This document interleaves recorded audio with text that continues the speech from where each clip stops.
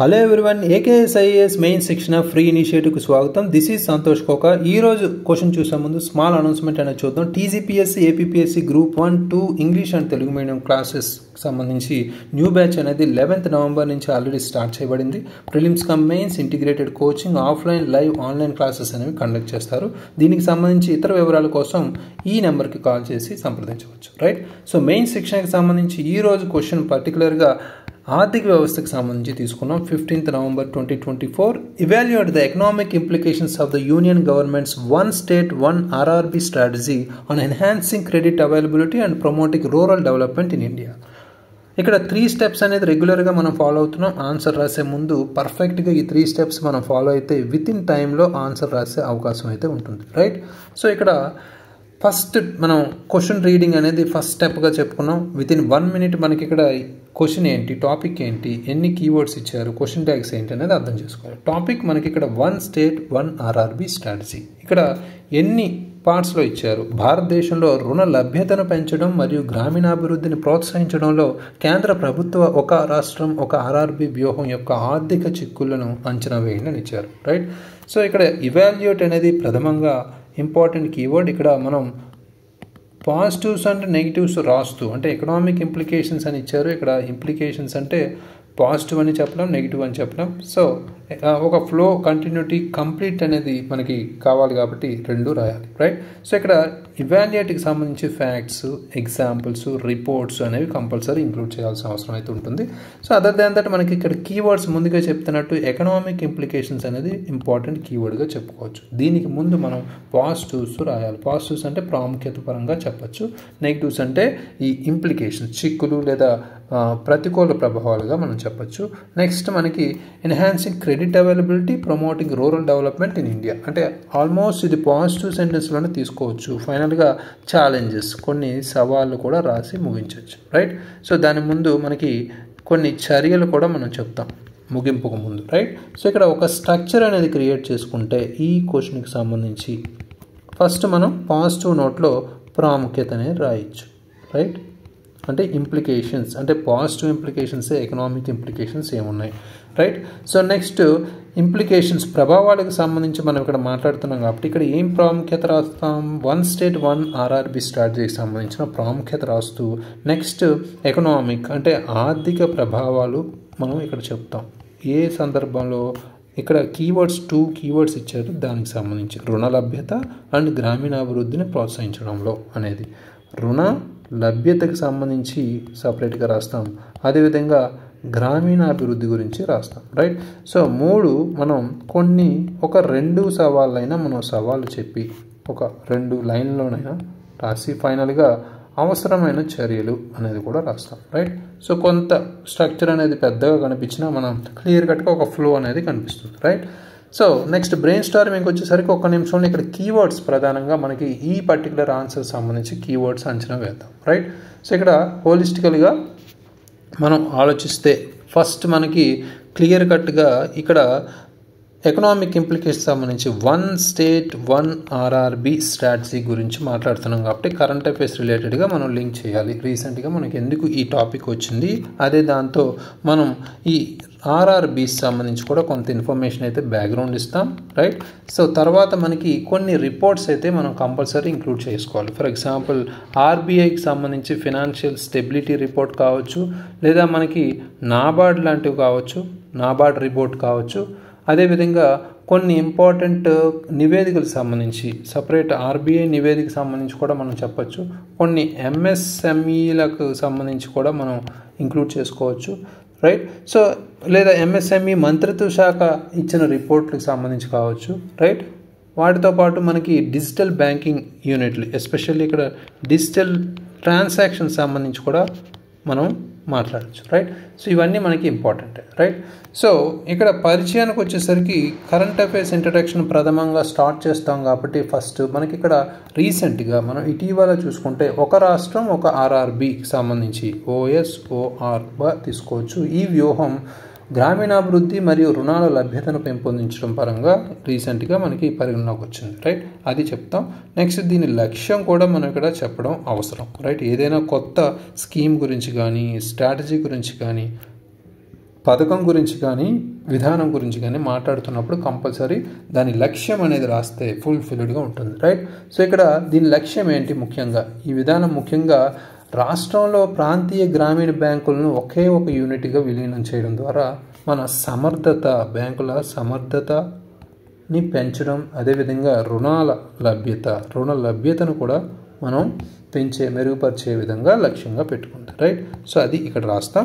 Next కొంత నేపథ్యం విషయంలో కూడా మనం ఇక్కడ కనెక్ట్ చేయాలంటే ఒక పాయింట్ అయితే కనెక్ట్ చేయాలి. అంటే రూరల్ రీజనల్ బ్యాంక్స్ ఏవైతే ఉన్నాయో ఆర్ఆర్బీకి సంబంధించి ఇక్కడ క్లియర్ కట్గా ఎప్పుడు ఇవి ప్రారంభించారు. ఫర్ ఎగ్జాంపుల్ 1975లో ఈ గ్రామీణ ప్రాంతాలకు రుణాలు మరియు బ్యాంకింగ్ సేవలను అందించడానికి ఇవి స్థాపించబడ్డాయి. కాబట్టి వాటిని రాస్తూ వాటికి సంబంధించి మనం ఎందుకు ఇవి ప్రధానంగా ఏంటి ఈ ఆర్ఆర్బీస్ ప్రత్యేకత గ్రామీణ ప్రాంతాలకు రుణాలు మరియు బ్యాంకింగ్ సేవలను అందించడం. కాబట్టి అదొక లైన్లో మనం క్లియర్గా నేపథ్యం రాయొచ్చు, రైట్. ఇక్కడితో మనం ఈ పరిచయానికి సంబంధించి కంప్లీట్ చేసినట్టే. నెక్స్ట్ నిర్మాణంకి వచ్చేసరికి ఫస్ట్ మనం ప్రాముఖ్యత అంశాలు రాయాలి, రైట్. ఈ 1 state 1 regional rural banks, right. So ఇక్కడ ఫస్ట్ మనం ప్రత్యేకించి ఆపరేషనల్ సామర్థ్యం అంటే దానికి సంబంధించిన ఎలా పనిచేస్తున్నాయి అనే దానికి సంబంధించి ఆపరేషనల్ సామర్థ్యానికి సంబంధించి మనం పెంచుకునే అవకాశం ఉంది. కాబట్టి దాన్ని మనం ఇక్కడ లింక్ చేసుకోవచ్చు ఫస్ట్ పాయింట్లో. ముఖ్యంగా ఇక్కడ ఆర్బీఐల విలీనం ద్వారా ఆపరేషన్లు సరళంగా అవుతాయి, రైట్. ఈ పనులు ఏవైతే ఉన్నాయో బ్యాంక్ పనులకు సంబంధించి, రైట్. సో ఈ పనుల పునరావృత్తిని తగ్గిస్తుంది, పరిపాలన ఖర్చును కూడా తగ్గిస్తుంది. కాబట్టి అది మనకి important. 2023 RBI financial stability report అనేది ఏం చెప్తుంది? విలీనమైన ఆర్ఆర్బీలు గ్రామీణ బ్యాంకింగ్ లాభదాయకతను కూడా మెరుగుపరచవచ్చు అనేది చెప్తుంది. ఇలాంటి ఎగ్జాంపుల్స్ మనం కంపల్సరీ లింక్ చేయాలి, right. So next important point ఏంటంటే ఉత్తమ పరిపాలన. మనం ఉత్తమ పరిపాలన కూడా దీనివల్ల మనకి కలుగుతుంది అనేది ఒక పాజిటివ్గా చెప్పుకోవచ్చు. ఒక్క రాష్ట్రంలో ఒక్క ఆర్ఆర్బీ ఉన్నప్పుడు నిర్ణయాలు తీసుకోవడం లేదా ప్రాంతీయ అవసరాలకు త్వరగా స్పందించడం ఈజీ అవుతుంది, సులభం అవుతుంది, రైట్. సో ఇక్కడ నాబార్డ్ ఏదైతే ఉందో నాబార్డ్ రిపోర్ట్ ఏం చెప్పిందంటే ఈ విభజన గల ఆర్ఆర్బీల్లో అధికంగా పరిపాలన సమస్యలు ఎదురవుతున్నాయని, రైట్. సో దీనివల్ల మనకి ఇది ఉత్తమ పరిపాలన అనేది ఈ కన్సాలిడేషన్ అంటే కలపడం వల్ల ఒకే యూనిట్గా చేయడం వల్ల మనకి ప్లస్ పాయింట్, రైట్. సో ఇవి మనం సిగ్నిఫికెన్స్ పార్ట్లో రాస్తాం. నెక్స్ట్ ఇక్కడ రుణాల లభ్యతపై ఆర్థిక ప్రభావాలు అంటే క్రెడిట్ అవైలబిలిటీకి సంబంధించి ఎకనామిక్ ఇంప్లికేషన్స్ అడిగారు కాబట్టి రుణాల లభ్యతకు సంబంధించి మాట్లాడతాం. లభ్యతపై ఆర్థిక ప్రభావాలు అనే కీవర్డ్ని మనం ఇక్కడ మెన్షన్ చేస్తున్నాం, రైట్. సో ఇక్కడ మనం ఫస్ట్ మనకి రుణ ప్రవాహం గురించి మాట్లాడచ్చు. రుణ ప్రవాహం గురించి మనం చెప్పచ్చు. అంటే రుణ ప్రవాహం పెరుగుతుంది అనేది దీనివల్ల మనకి ఒక లాభదాయకం. అంటే విలీనమైన ఆర్ఆర్బీకి ఎక్కువ మూలధనం ఉంటుంది కాబట్టి వ్యవసాయం మరియు చిన్న వ్యాపారులకు రుణాల విస్తరణ అయితే వేగంగా జరుగుతుంది, రైట్. ఫర్ ఎగ్జాంపుల్ ఇక్కడ మనం పంజాబ్నే ఎగ్జాంపుల్గా చెప్పుకోవచ్చు. పంజాబ్లో ఆల్రెడీ ఆర్ఆర్బీ విలీనం తర్వాత గ్రామీణ రుణాల వృద్ధి 10% మనకి పెరిగింది, రైట్. ఇది మనకి నాబార్డే రిపోర్ట్లో చెప్పింది, నాబార్డ్ 2022లో చెప్పింది, రైట్. ఇది చాలా ఇంపార్టెంట్ ఫ్యాక్ట్. ఇవి మనకి ఇంక్లూడ్ చేసుకోవాలి ఆన్సర్లో, రైట్. నెక్స్ట్ సెకండ్ పాయింట్గా మనం ఇక్కడ డిజిటల్ బ్యాంకింగ్ సంబంధించి అంటే డిజిటల్ బ్యాంకింగ్ సేవలు మనకి దీనివల్ల వ్యాప్తి చెందుతాయి. అంటే బ్యాంకింగ్ సేవలు ఏవైతే ఉన్నాయో అవి ప్రాప్తి అందరికీ అంటే రీజనల్ రూరల్ గ్రామీణ ప్రాంతాల్లో ఈ విలీనం తర్వాత మౌలిక సదుపాయాల్లో పెట్టుబడులు పెట్టడానికి ప్రోత్సహించబడతాయి. కాబట్టి తద్వారా గ్రామీణ ప్రాంతాల్లో బ్యాంకింగ్ సేవలు మెరుగుపడే ఛాన్స్ ఉంటుంది. కాబట్టి అది కూడా 2023 ఆర్బీఐ నివేదిక ప్రకారం గ్రామీణ భారతదేశంలో డిజిటల్ లావాదేవీలు 24% పెరిగాయి అనేది కూడా ఇక్కడ చెప్పచ్చు, రైట్.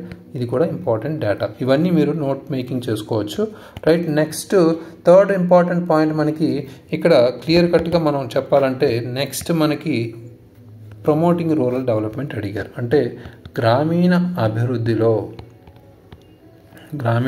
అభివృద్ధిపై ప్రభావం ఏంటి అనేది కూడా అడిగారు. కాబట్టి ఇది లింక్ చేస్తాం, రైట్. ఇక్కడ వ్యవసాయం ఏదైతే ఉందో వ్యవసాయం అదేవిధంగా ఎంఎస్ఎంఈస్కి సంబంధించి కూడా మనం ఇక్కడ మాట్లాడవచ్చు. వాటికి మద్దతుగా ఇది మనకి ముందుకు తీసుకెళ్తున్నాం, రైట్. సో అది ఇంపార్టెంట్. ఇక్కడ విలీనమైన ఆర్ఆర్బీలు రైతులకు మరియు చిన్న వ్యాపారాలకు మెరుగైన ఆర్థిక సహాయాన్ని అందిస్తాయి కాబట్టి గ్రామీణ జీవనోపాధిని కూడా పెంపొందించడానికి మనకి ఈజీ అవుతుంది. ఫర్ ఎగ్జాంపుల్ 2022 నుంచి 2023కు వ్యవసాయ రుణాల సంఖ్య లక్ష్యం మనకి 20 లక్ష కోట్ల రూపాయలు అనేది ఇక్కడ మనకు ఉంది. రైట్. సో దీనిలో ఆర్ఆర్బీలు ప్రధాన పాత్ర అయితే పోషిస్తున్నాయి. నెక్స్ట్ ఇంపార్టెంట్ ప్రభావం ఏంటంటే గ్రామీణ వ్యాపారాలకు ఇది ప్రోత్సాహంగా ఉంటుంది అనేది కూడా మనకి ఇక్కడ ఇంపార్టెంట్ పాయింట్. అంటే పెరిగిన రుణాలు గ్రామీణ ప్రాంతాల్లో కొత్త వ్యాపారాలను ప్రోత్సహించి ఉపాధిని సృష్టించి పేదరికాన్ని కూడా తగ్గించగలవు అనేది ఇక్కడ చెప్తున్నాం. దీనికి ఒక ఇంపార్టెంట్ ఫ్యాక్ట్గా మనం ఎంఎస్ఎంఈ మినిస్ట్రీ అంటే మంత్రిత్వ శాఖ 2023 రిపోర్ట్ ప్రకారం ఇక్కడ గ్రామీణ ఎంఎస్ఎంఈలు 40% వరకు ఆర్ఆర్బీలపైనే ఆధారపడి ఉంటున్నాయనేది చెప్తున్నారు. Right. Very important fact. So next మనకి ఇక్కడ కొన్ని సవాళ్ళు అయితే రాయొచ్చు, ఎందుకంటే మనకి క్లియర్ కట్గా ప్రభావాలు ఆల్మోస్ట్ పాజిటివ్లోనే కనిపించాయి. ఇక్కడ ఫలవంతమైన అమలు కోసం మనం ఇక్కడ సవాళ్ళు కూడా ఉంటాయి కాబట్టి అవసరమైన చర్యల ముందు ఇక్కడ సవాళ్ళలోకి వచ్చేస్తే మనకి ఇక్కడ కొన్ని మౌలిక సదుపాయాలకు సంబంధించి చెప్పచ్చు. మౌలిక సదుపాయాలు ఏమి? రైట్.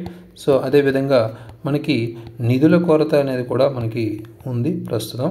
సో దాంతోపాటు మనకి ఇక్కడ స్టాఫ్ ఎవరైతే ఉన్నారో వాళ్ళకి సంబంధించిన స్టాఫ్ లభ్యత అనేది కూడా మనకి అది చూసుకోవాలి. దాంతోపాటు మనకి స్టాఫ్ లభ్యత కన్నా ఇక్కడ శిక్షణ, దీనికి సంబంధించిన డిజిటల్ ట్రాన్సాక్షన్ సంబంధించి మనం శిక్షణకు సంబంధించి ఎక్కువగా మాట్లాడాలి. రైట్. సో అదేవిధంగా మనకి నెక్స్ట్ అవగాహన, మెయిన్ ప్రజలకు అవగాహన సంబంధించి కూడా చెప్పచ్చు. ఇవి సింపుల్గా ఒక 2 లైన్లో ఈ 4 కలిపి చెప్పేయచ్చు, ఎక్కువ స్పేస్ వేస్ట్ చేయకుండా, టైం వేస్ట్ చేయకుండా. రైట్. సో ఫైనల్గా అవసరమైన చర్యలు అనేది మనం ఇక్కడ చెప్తాం. అంటే మనకున్న సవాళ్ళకి సంబంధించి మనం ముందు ఏం చేయాలి ముందు అనేది ఇక్కడ చూస్తే మూలధనకు సంబంధించి ఇక్కడ మాట్లాడచ్చు.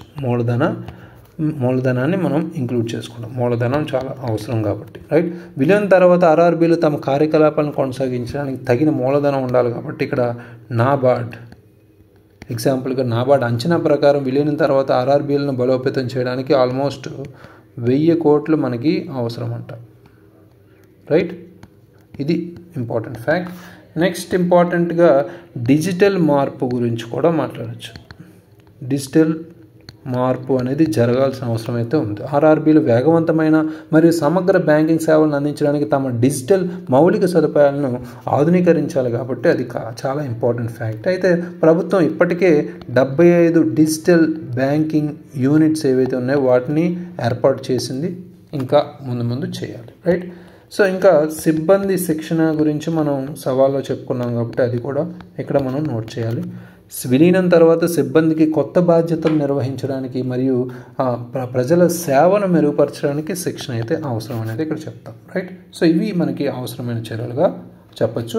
ఫైనల్గా ముగింపుకు వచ్చేసరికి ఇక్కడ ముఖ్యంగా ఒకే రాష్ట్రం ఒక ఆర్ఆర్బీ వ్యూహం గ్రామీణ బ్యాంకింగ్లో విప్లవాత్మక మార్పులు అయితే తీసుకురావడం ద్వారా రుణాల లభ్యతను పెంచుతాయి అనేది కూడా మనకు తెలుస్తుంది.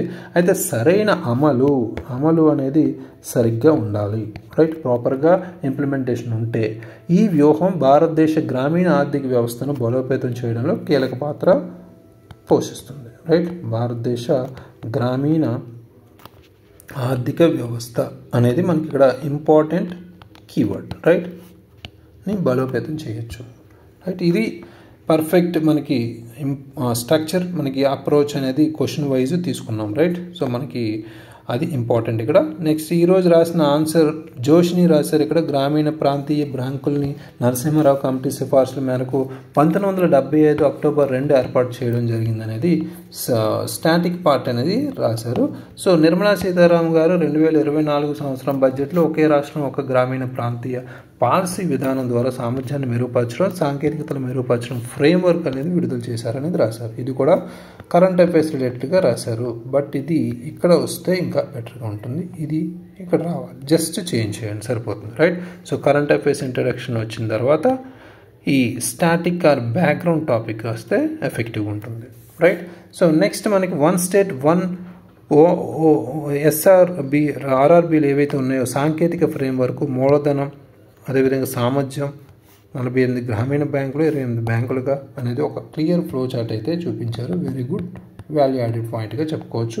అనుకూల అంశాలు ఇక్కడ రాశారు. 2024-25 సంవత్సరాలు గ్రామీణ బ్యాంకులు 196 నుండి 4వ దశ విలీనం నాటికి 28కి వచ్చాయని, 50-35-15 వాటా స్పాన్సర్గా ఉంటాయని, జాతీయ క్రెడిట్ నందు 40% ఆర్ఆర్బి ద్వారా గ్రామీణ ప్రాంతం నందు పొందడం అనేది, రుణ సామర్థ్యం పెరగడం ద్వారా వ్యవస్థీకృత వృద్ధి, విభిన్న రంగాలకు నందు రుణ లభ్యత తీసుకు రేట్ అనేది పెరగడం అనేది కూడా కనిపిస్తుంది. రిస్క్ మేనేజ్మెంట్ సామర్థ్యం మెరుగుపరచడం ద్వారా, స్థిరత్వం, విశ్వసనీయత పెరగడం ద్వారా జన్ధన్ యోజన గ్రామీణ 78% అకౌంట్స్ అనేవి తీసుకోవడం కూడా ఇక్కడ 23.8 కోట్ల అకౌంట్స్ అనేది రావడం కూడా చెప్తున్నారు.